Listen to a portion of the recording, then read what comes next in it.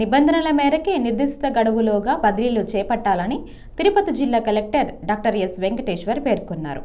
రాష్ట్ర ప్రభుత్వం బదిలీలపై ఆంక్షలు సడలించి కొన్ని ముఖ్య శాఖలలో బదిలీలకు అనుమతి ఇచ్చిన నేపథ్యంలో జిల్లాలో పలు శాఖలలో జీవో మేరకు బదిలీల కొరకు దరఖాస్తు చేసుకున్న వారి వివరాలపై జిల్లా కలెక్టర్ జిల్లా రెవెన్యూ అధికారి పెంచల కిషోర్తో కలిసి మంగళవారం ఉదయం స్థానిక కలెక్టర్ సమావేశ మందిరంలో సమీక్ష నిర్వహించారు.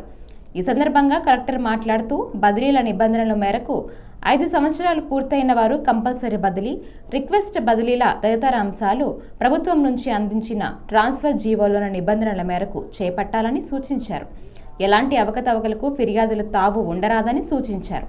కంపిటెంట్ అథారిటీ వారు సదరు బదిలీలు చేపట్టాల్సి ఉంటుందని, రేపు ఉమ్మడి చిత్తూరు జిల్లా కలెక్టర్, అన్నమయ్య జిల్లా, నెల్లూరు జిల్లా, తిరుపతి జిల్లా కలెక్టర్లు కలిసి చర్చించి తగు చర్యలు తీసుకుంటామని తెలిపారు. ఈ సమావేశంలో డిప్యూటీ సీఈఓ ఆదిశేషారెడ్డి, జిల్లా సాంఘిక సంక్షేమ సాధికారి అధికారి చెన్నయ్య, గ్రామ వార్డు సచివాలయం అధికారిని సుశీలాదేవి తదితరులు పాల్గొన్నారు.